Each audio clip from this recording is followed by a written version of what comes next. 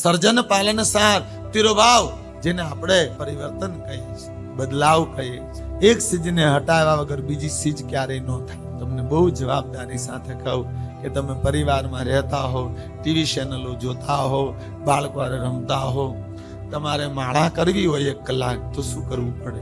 તમારે છોડવું. એ વગર તમે માળા ન કરી શકો. અર્થઘટનમાં સહાર નોરતા એક ચીજને હટાવવી જ પડે.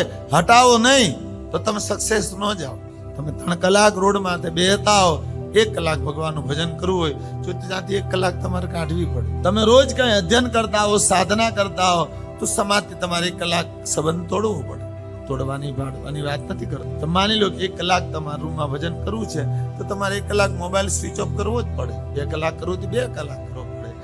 તમારે એકાંત નહીં ગતિમાં લઈ જાઓ હોય તો તમારે એક વસ્તુનો હટાવવી પડે. હટાવવાનો અર્થ થાય સહાર.